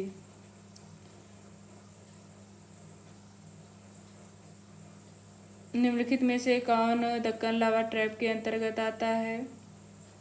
महाराष्ट्र और मध्य प्रदेश, गुजरात, आंध्र प्रदेश और तमिलनाडु, ये सभी दक्कन ट्रैप के अंतर्गत आते हैं। दक्कन ट्रैप मेसोजोइक महाकल्प के क्रिटेशियस कल्प में हुआ था। विदर्भ क्षेत्र में ज्वालामुखी के दरादरी दरारी उद्भेदन से लावा का बृहद उद्गार हुआ जो लगभग 5 लाख वर्ग किलोमीटर क्षेत्रफल आच्छादित हो गया। इसका विस्तार अधिकांशतः महाराष्ट्र, गुजरात, मध्य प्रदेश में है, लेकिन इसका कुछ भाग झारखंड, छत्तीसगढ़, तमिलनाडु में भी पाया जाता है। जोजिला दर्रा जोड़ता है श्रीनगर से लेह को, जो केंद्र शासित प्रदेश लद्दाख में स्थित है। यह लद्दाख और जास्कर पर्वत श्रेणी में स्थित है। किसी पर्वत या पहाड़ी में स्थित अनुप्रस्थ सकरी द्रोणी व निचला भाग जिससे होकर स्थल मार्ग गुजरता है दर्रा या पास कहलाता है। प्रमुख दर्रे हैं लद्दाख में स्थित जोजिला, कराकोरम, चांगला, खारदुंगला, जम्मू कश्मीर का पीर पंजाल, बनिहाल, हिमाचल प्रदेश में रोहतांग, सिपकिला, बाड़ालाचा, यांगजी, उत्तराखंड में नीति, लिपुलेख, माना, मणिरंग, पारंगला, थांगला, सिक्किम का नाथुला, जेलेपला, डोंगिया, अरुणाचल प्रदेश में बोमडिला, यांगयाप, दिफू और पांगसाड, मणिपुर का तुजू दर्रा, महाराष्ट्र में थालघाट, भोरघाट, अम्बा घाट, केरला का सेनकोट्टा और पालघाट। चंबल और यमुना के खादरों में किस प्रकार का मृदा अपरदन पाया जाता है? नालीदार अपरदन।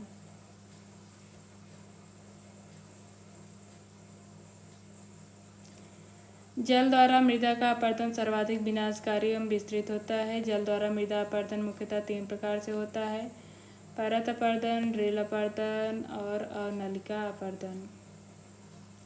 भारत के पर्वतीय भागों में ग्रामीण अधिवास होते हैं। प्रकीर्ण अधिवास। मानव अधिवास का सामान्य वर्गीकरण उनकी स्थिति, प्रकार, स्वरूप और प्रतिरूप, भौतिक वातावरण, आर्थिक, सामाजिक, सांस्कृतिक तथ्यों के आधार पर 2 वर्गों में विभाजित किया जाता है: सामूहिक या सघन ग्रामीण बस्तियां, प्रकीर्ण या बिखरी हुई ग्रामीण बस्तियां। प्रायद्वीपीय भारत की अधिकांश नदियां किस दिशा में प्रवाहित होती हैं? पूर्व की ओर।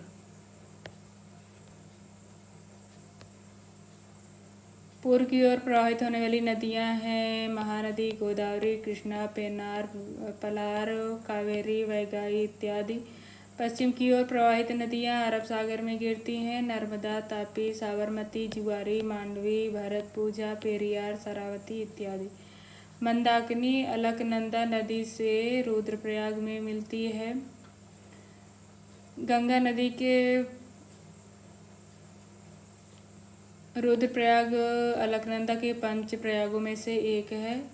यह उत्तराखंड राज्य के गढ़वाल मंडल में स्थित है। यहाँ पर गंगा की सहायक नदियाँ अलकनंदा से मंदाकिनी नदी से मिलती हैं। प्रमुख हिंदू तीर्थस्थल केदारनाथ यहाँ से 86 किलोमीटर दूर स्थित है।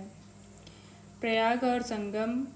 देवप्रयाग, भागीरथी और अलकनंदा, रुद्रप्रयाग, अलकनंदा, मंदाकिनी, कर्णप्रयाग, अलकनंदा, पिंडार, नंदप्रयाग, अलकनंदा और मंदाकिनी, विष्णु प्रयाग, धौली गंगा एवं विष्णु गंगा तथा अलकनंदा।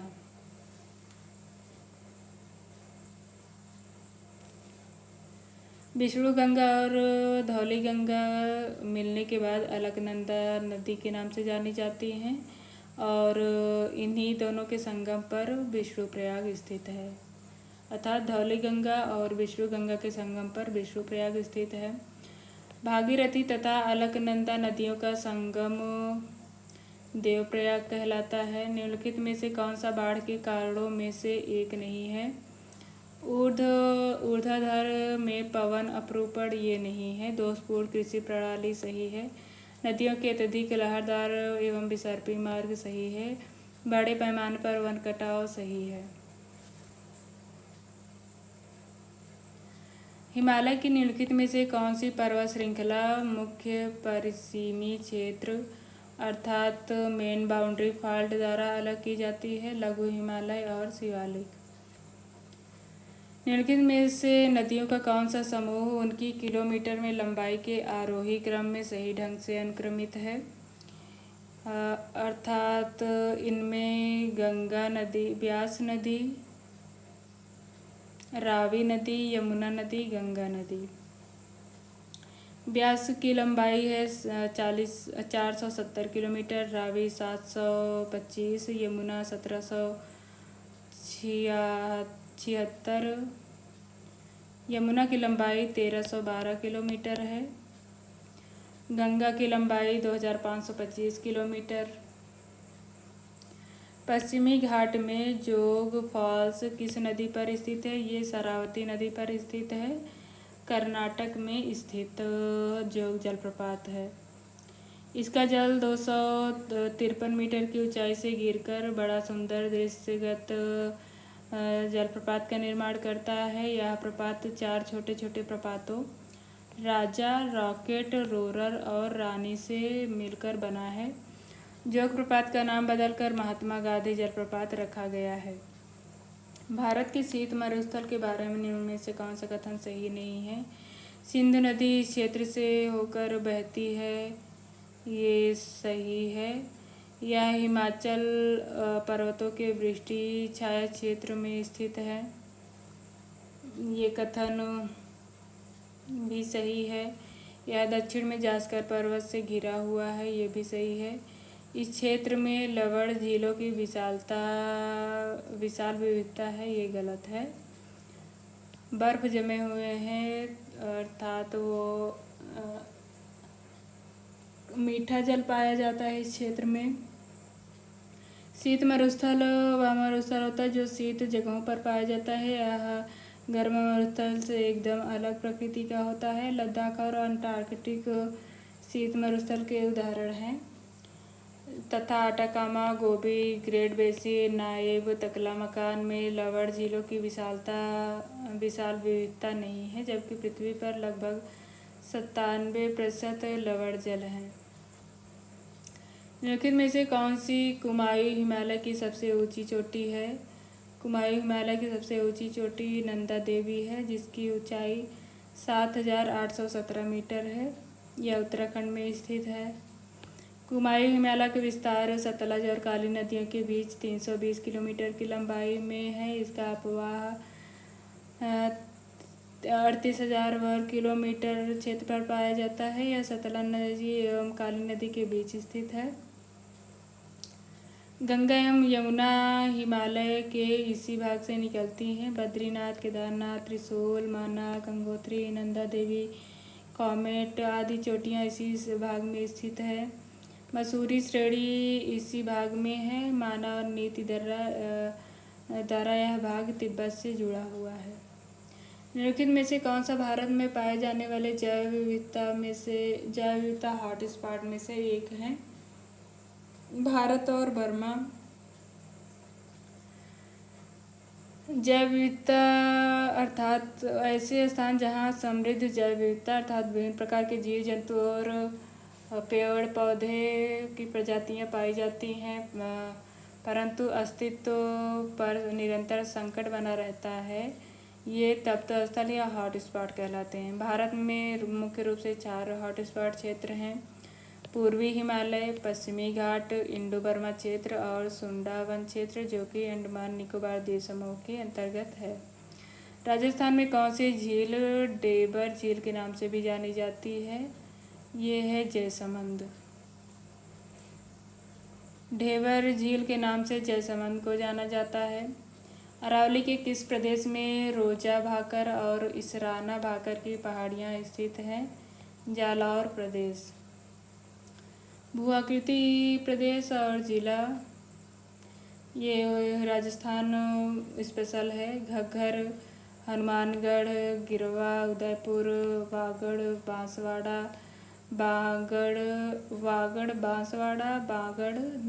नागौर जिला। कौन सा सुमेलित नहीं है?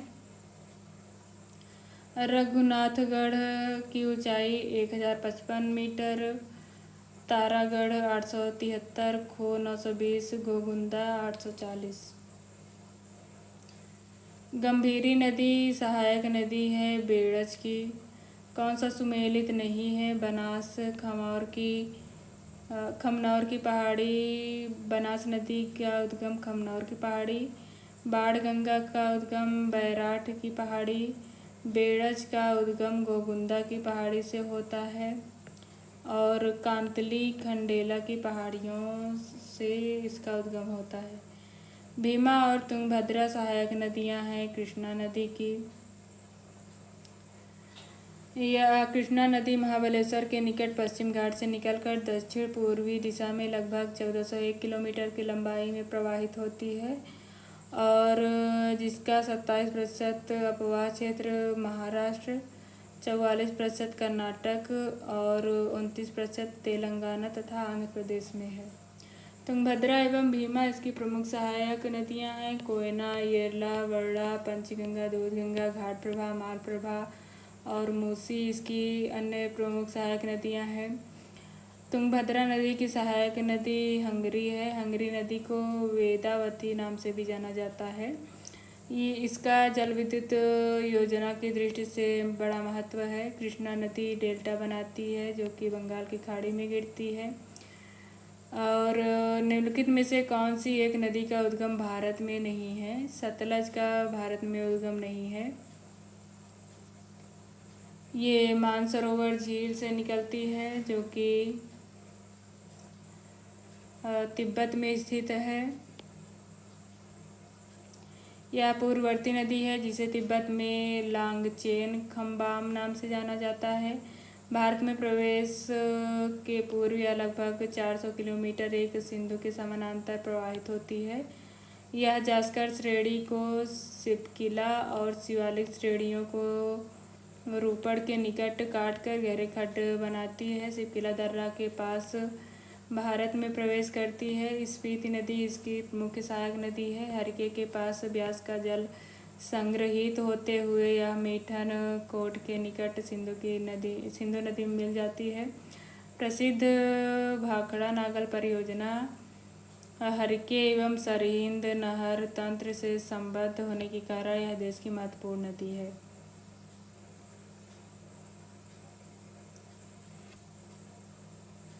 चार बिल गंगा डेल्टा के विशिष्ट भूदृश्य हैं। ये कथन सही है। रेह और कल्लर बांगर या बांगड़ मैदान में मिलते हैं। ये भी सही है। खादर क्षेत्र में पुरानी चिकनी मिट्टी सिल्ट का जमा होता है। ये गलत है। खादर नवीन चिकनी मिट्टी होती है। चार और बिल गंगा डेल्टा के क्षेत्र के विशिष्ट भूदृश्य हैं। रेह और कल्लर बांगर या बांगड़ मैदान में मिलते हैं। खादर प्रदेश में नदियों की बाढ़ का पानी प्रतिवर्ष पहुँचता है। इसे नदियों के बाढ़ के मैदान या कछारी प्रदेश कहते हैं। प्रतिवर्ष बाढ़ के जल से नई मृदा का निक्षेप होने से ये नवीन जलोढ़ मृदा कहलाती हैं। डेल्टा क्षेत्र में अपलैंड को चार्स और दलदली क्षेत्र को ऊंचे क्षेत्र को चार्स कहा जाता है या चार, जबकि दलदली भूमि को बिल कहा जाता है। भाबर प्रदेश शिवालिक के गिरिपाद प्रदेश में सिंधु नदी से तीस्ता नदी तक पाया जाता है। इससे शिवालिक का जलोढ़ पंख की संज्ञा प्रदान की जाती है। यह प्रदेश कृषि के लिए अधिक उपयोगी नहीं है। मकालू अन्नपूर्णा गोसाईथान शिखर है महान हिमालय के मध्य हिमालय के। मकालू अन्नपूर्णा और गोसाईथान शिखर बृहद हिमालय के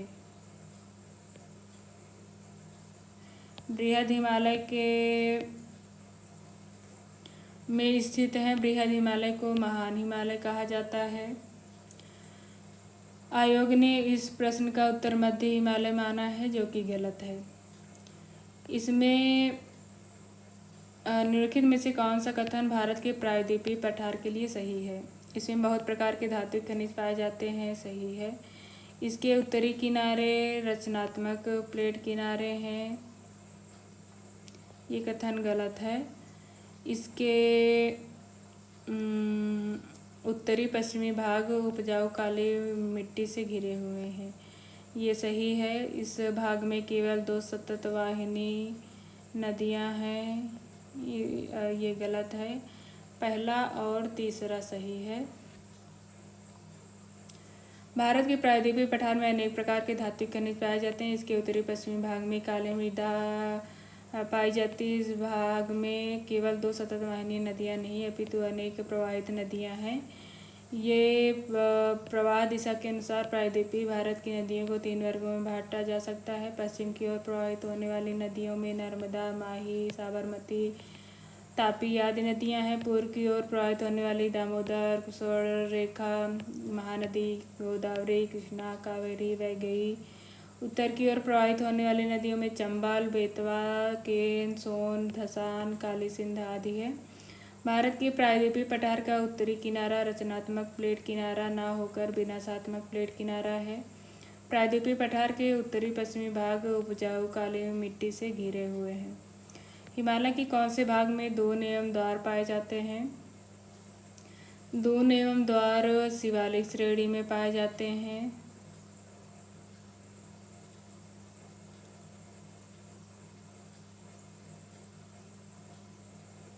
शिवालिक श्रेणी हिमालय के सबसे बाहरी एवं नवीनतम श्रेणी। इसे बाह्य हिमालय एवं उप हिमालय की संज्ञा दी जाती है। यह पंजाब में पोतवार बेसिन के दक्षिण से प्रारंभ होकर कोसी नदी तक अर्थात 87 डिग्री पूर्वी देशांतर तक फैली हुई है। इसका निर्माण काल मध्य मायोसीन से निम्न प्लीस्टोसीन काल अर्थात सेनोजोइक युग में माना जाता है। शिवालिक व मध्य हिमालय के बीच अनेक घाटियाँ पाई जाती हैं। इन घाटियों को पश्चिम व मध्य भाग में दून तथा पूर्व में द्वार कहा जाता है। देहरादून, हरिद्वार ऐसे ही मैदानों के उदाहरण हैं। दून और द्वार मध्य हिमालय और शिवालिक के बीच स्थित है। घाटी और अवस्थिति कौन सा सुमेलित नहीं है? साइलेंट वैली केरल में स्थित है।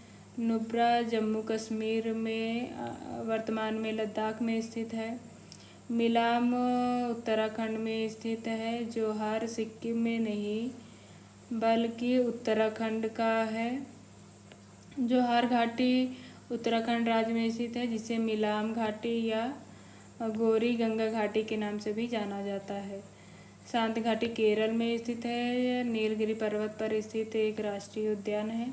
नुब्रा घाटी नुब्रा नदी घाटी 3 भुजाओं से भुजा वाली घाटी है। यह लद्दाख घाटी के उत्तर पूर्व में स्थित है।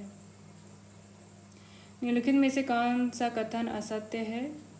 संपूर्ण प्रायद्वीपीय भारत केवल आर्कियन चट्टान से निर्मित है। ये कथन असत्य है और सभी कथन सत्य हैं। भारतीय प्रायद्वीपीय नीस को बंगाल नीस कहा जाता है। भारत की प्राचीनतम चट्टानें आर्कियन समूह से संबंधित है। हिमालय का केंद्रीय भाग आर्कियन चट्टानों से निर्मित है। प्रायद्वीपीय भारत में संपूर्ण सभ्यता 3 पूर्ण सभ्यता युक्त चट्टानें पाई जाती हैं: बंगाल नीस, बुंदेलखंड नीस और नीलगिरी नीस।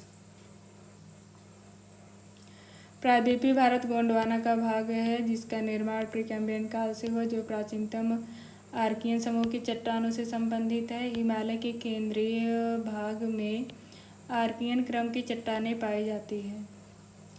पाटभूमि स्थलाकृतिक विशेषता है छोटा नागपुर पठार की।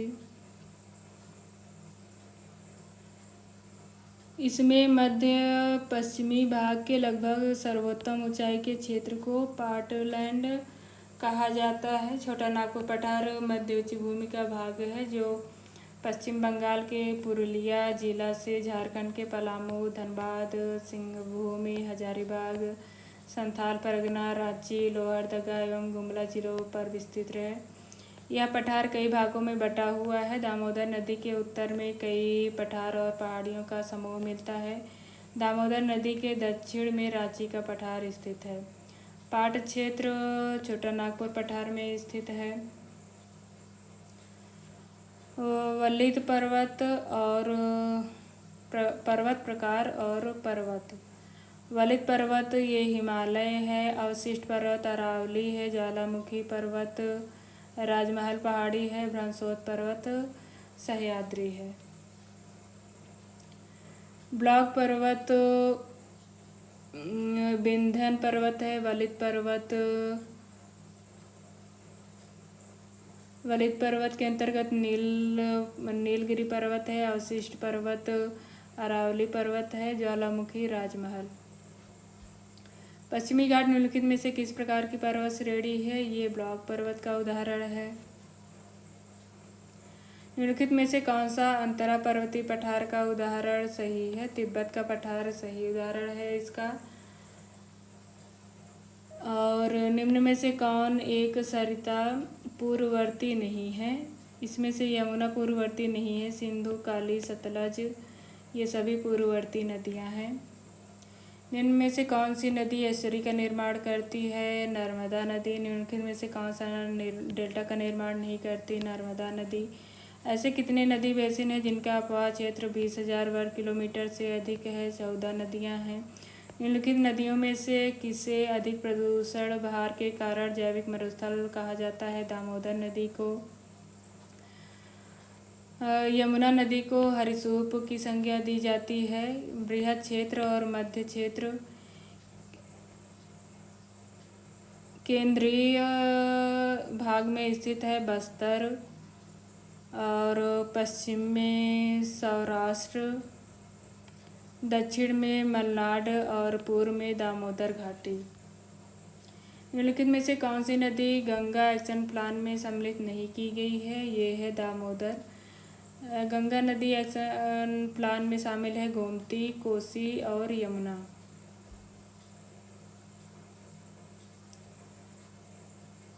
दामोदर नदी को बंगाल का शोक कहा जाता था। इसका भाग गंगा एक्शन प्लान से संबंधित नहीं है। भारत में केवल सक्रिय ज्वालामुखी बैरन द्वीप पर स्थित है, जो कि अंडमान निकोबार द्वीप समूह का भाग है। अंडमान निकोबार द्वीप की राजधानी पोर्ट ब्लेयर साउथ दक्षिणी अंडमान पर स्थित है। Mount Thuillier Great Nicobar, Mount Harriet तथा माउंट कोयोबा दक्षिणी अंडमान तथा सैंडल पीक उत्तरी अंडमान की चोटी है। करेवा वैली कश्मीर में स्थित है।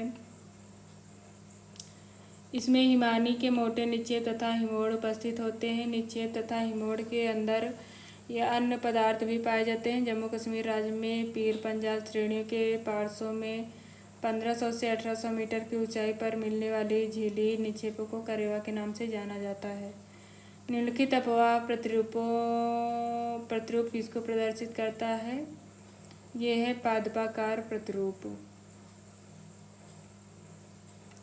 वृक्षाकार अपवाह प्रतिरूप एक प्रकार का अपवाह प्रतिरूप है जिसमें नदी मुख्य धारा में उसकी सहायक नदियों से इस तरह से जुड़ती हैं जिससे उनसे बनने वाला ज्यामितीय प्रतिरूप किसी पेड़ की शाखाओं की तरह होता है। यह आमतौर पर यह प्रतिरूप ऐसे क्षेत्र में पाया जाता है जहाँ स्थलाकृतिक सपाट हो और क्षेत्र में चट्टान में कोई खास विविधता ना हो। उदाहरण के लिए उत्तर भारत की नदियाँ जो समतल मैदानों पर बहती हैं इस प्रकार का प्रतिरूप बनाती हैं। मध्य गंगा का मैदान और कृष्णा तथा गोदावरी जैसी नदियाँ भी इसी तरह का प्रतिरूप बनाती हैं। निम्नलिखित में से कौन सा सही रूप से सुमेलित नहीं है? लातूर नदी बाढ़ से नहीं बल्कि भूकंप से निर्मित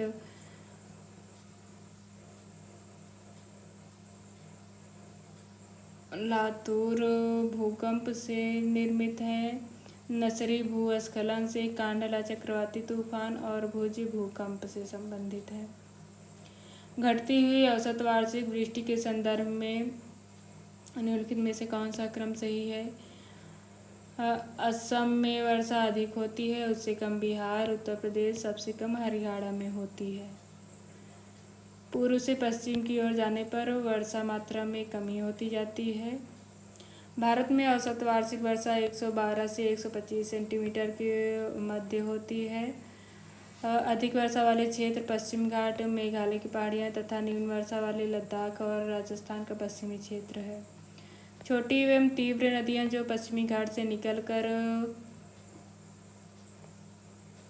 अरब सागर में जाकर गिरती हैं उदाहरण है समांतर अपवाह प्रतिरूप का अर्थात पैरेलल ड्रेनेज पैटर्न का उदाहरण है,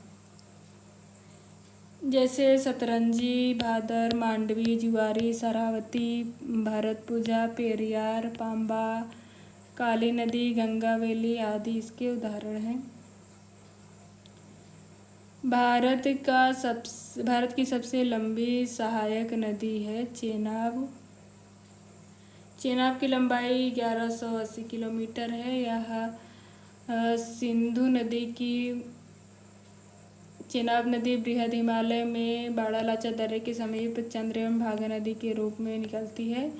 हिमाचल प्रदेश में चंद्रभागा के नाम से प्रवाहित होती है, जबकि झेलम 714 किलोमीटर, रावी 725, ब्यास 470 किलोमीटर लंबी है। ब्रह्मपुत्र नदी का उद्गम है छेमा-युंगडुंग ग्लेशियर।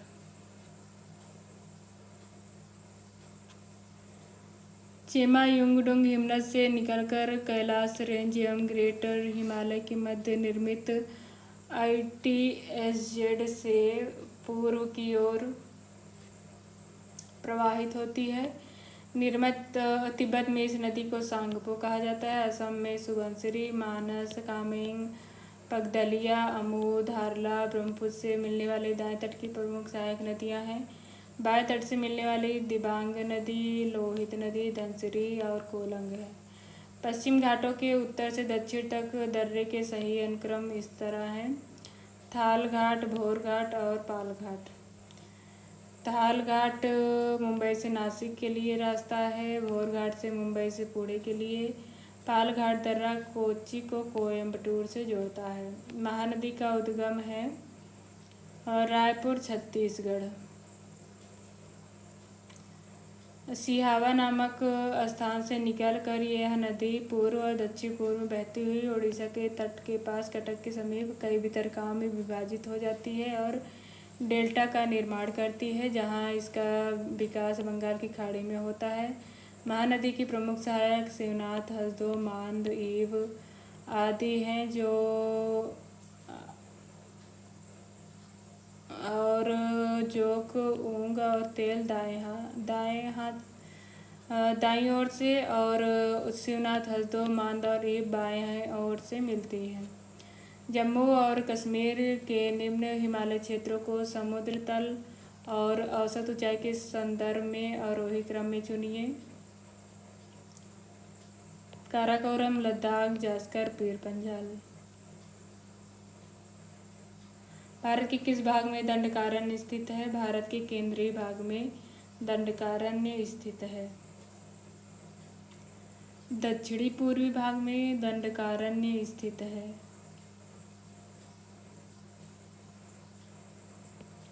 दंडकारण्य क्षेत्र में छत्तीसगढ़, उड़ीसा और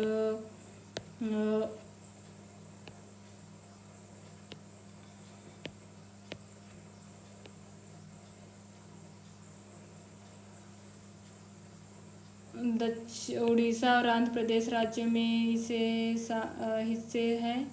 इसे दो भागों में दंडकारण्य उच्च भूमि और दंडकारण्य घाट के रूप में विभाजित किया गया है। भारत के किस राज्य किस क्षेत्र में दंडकारण्य स्थित है? दक्षिण पूर्वी भाग में। निम्नलिखित में से कौन सी नदी भारत के पठारी भाग को मालवा और दक्कन के पठार में विभाजित करती है? यह है नर्मदा नदी। सिंधु गंगा का मैदान विश्व के सर्वाधिक घनत्व वाले क्षेत्रों में से एक है। सिंधु गंगा के मैदानी भाग के पास उर्वर जमीन और पर्याप्त जल है। सही है और सही व्याख्या है। भारत की उस नदी को पहचानिए जिसकी निम्न विशेषताएं हैं। इसका उद्गम अमरकंटक के पास से होता है। यह गंगा की सहायक नदी है और ग्रीष्म में इसमें जलाभाव पाया जाता है। ये सोन नदी की विशेषता है।